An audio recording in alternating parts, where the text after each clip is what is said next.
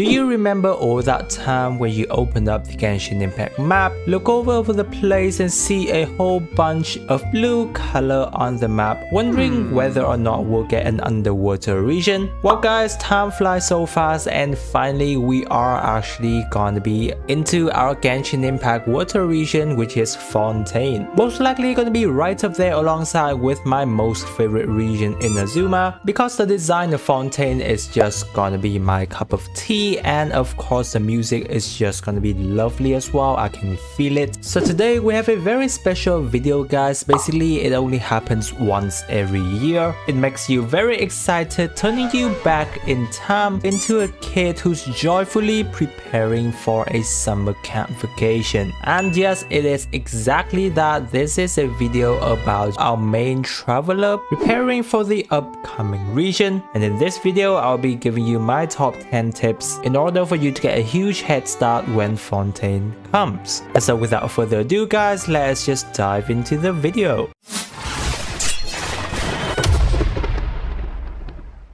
Number 1 guys is to continuously saving up your fractal resins from now on. I know that fractal resins isn't always easy to come by because they are locked behind battle pass. However, you do get to have some of the free ones if you level up the battle pass. Some other ways would be you leveling up your adventure rank as well as completing the Sumeru trees should give you a decent number of fractal resins. And also don't forget the waifu incubator, the serenity pot. You can also buy transient resin, which would technically last you around 2 weeks for transient resin saving. So around 2 weeks before Fontaine, you can actually start buying them and saving them up as well. Very important currency you can have in the game, as when Fontaines arrive, there's a lot of new character farming and artifacts domain that you can do, and resins are going to be especially expensive if you are in a hurry to build new characters. Now I know that saving up quests can sometimes be fun, since whenever you want you can just go back and play it to feel that there's more content. But guys, if you are saving up the Archon quest like I am, then you should actually do it now, since you will have to do them anyway to advance to Fontaine. Not to mention guys, usually during the quest there will be characters that aren't available, therefore you will have to finish a side quest to get them back, or if they are a 5-star character you will have to finish a part of their story quest in order for you to advance in the Archon quest. So it will take you a bit of time to go through, especially when you also have the whole patch 3.8 story event to go, so you may want to kind of start grinding the story now. Talking about grindings, if you don't know what else to farm, then I tell you that there are a lot to farm, because guess what are required for your most loved characters? Well, Primo Gems for sure, but there are other 2 important factors, and yes, one is to spoil them with a lot of money, and secondly is to give them with a lot of XP books so that they can level up. Generally guys, farming for Mora is gonna be a lot more important, because almost all things when leveling up requires Mora. And when it comes to character, if you want to have them all the way to 80 plus, 420k Mora is required. Not to mention, for example, if you are leveling all of their 3 talents to level 8, that is going to be an extra of 1,500,000 Mora. So adding everything together for a character guys, we can say it's technically around 2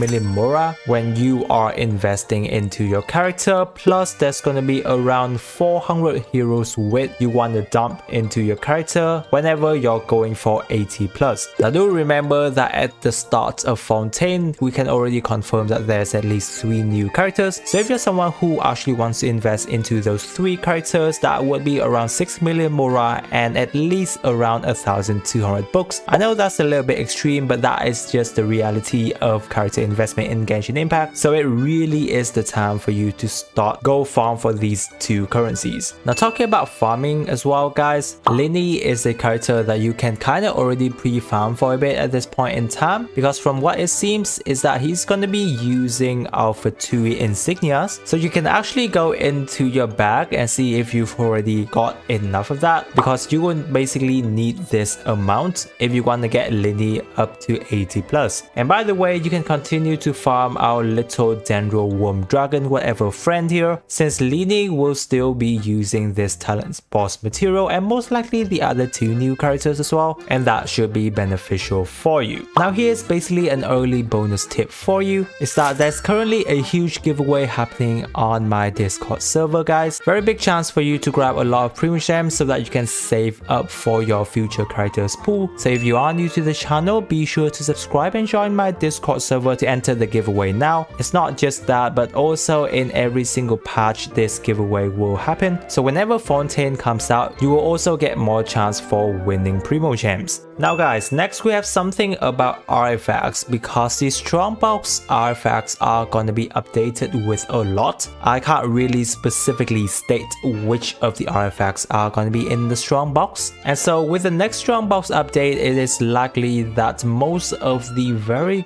good artifacts options are going to be within this box. Therefore, I think this is the perfect time for you to actually save up a lot of your artifacts fodder, so that it's easier for you to farm for your specific needed set than actually wasting your resin right now, because your resin is going to be more beneficial towards you farming for Mora and XP book at this point. Now every new region means there's obviously going to be new free-to-play weapons, and I'm sure it's going to be the same for Fontaine. And in order for you to get these free-to-play weapons, you're going to be required with weapon billets. So I do recommend you to stop using your weapon billet at this point and wait for more information on Fontaine's free weapon, because I have a feeling that at least some of them are going to be quite decent. Now if you're worried that Fontaine will use a new type of weapon billets just like how it was in Sumeru, then don't worry, and remember that you can always convert them into a different one using Dream Solvent, so that is really good. Next is, from what it seems guys, Fontaine will also features a lot of underground explorations. We can already see a little bit from, you know, the teaser that was on patch 3.8. So now can also be a good time for you to save up some waypoint, as this will allow you to have a much easier time when exploring. Plus, considering that it's not always you have spare fireflies save up for the waypoint creation, so you may need to go and farm a little bit of them. Now most of the wind glider actually looks very nice in Genshin Impact. I really enjoy collecting them, and obviously when Fontaine comes, there's going to be our new wind gliders as well. But every single time guys, it usually takes at least 2 freaking months before you can actually get your hands on them, because they are definitely locked behind our reputation reward. However guys, there's something that you can do in order to jumpstart at least a week and get the wind glider faster, which is to save on your reputation farming on the week that Fontaine arrives, so that you can save that up, and once the Fontaine patch comes, you will have the ability to dive straight into Fontaine reputation. Normally a new patch comes on Wednesday, so you can straight up do on that day and only wait for a few days for next week to arrive, and then start on the next week as well. Doing this will usually helps you to get your wind glider at least a week faster than usual. Pretty good for those of you who like to grind the game. Now everyone likes exploration, well hopefully, especially when new region comes, but you know what's the pain in the ass? It is finding oculis, and you know what's even worse? They keep increasing significant in every region, and some of them are very hard to find. Now hopefully Fontaine may be the same as Sumeru in Hydroculus number, and I know that many of us can feel fun when finding them, but keeping track of everything can be difficult, especially when you're closing in some of the last few ones and you don't really know which one you're missing, which is where our pins comes in. And if you're like me who have been doing so in Sumeru, you may want to start unpinning them, otherwise you won't have enough pins for you to continue in Fontaine. Okay guys, here's going to be something interesting, is that we'll be getting a new battle pass in Fontaine. Obviously it's not officially confirmed at this point in time, but there is a very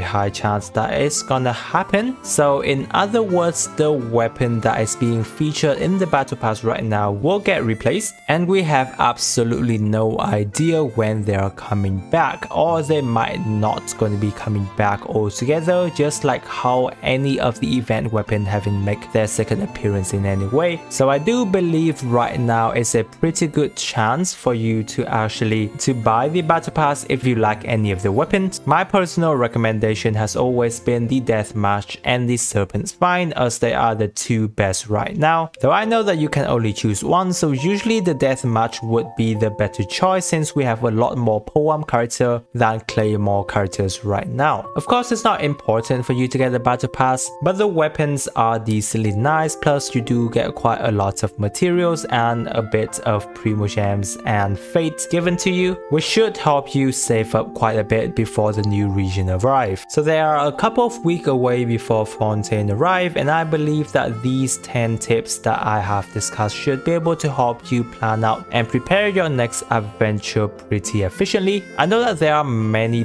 points that you can prepare on, but those haven't really come to my mind, so if you do have any, feel free to share down in the comment section so that everyone can prepare together, guys. I hope that the video have been very informative for you, and again, if you are new to the channel, don't forget to subscribe, as it is a free way to support me, guys. Plus there'll be a lot of upcoming Genshin Impact video, especially on Fontaine, to keep you guys updated, not to mention a lot of giveaway on the channel, so that there's a big chance for you to get a lot of Primogems. Now if you're still looking to pull for some of the character in patch 3.8 yet you are still on the fence, then I have a very in-depth video going through that, guys, and I am sure it will be very helpful to you. So click on the video right here to check it out now. Again, I really appreciate you guys sticking with me till this part of the video, and with that I wish you a super day, and I will catch you on my next video.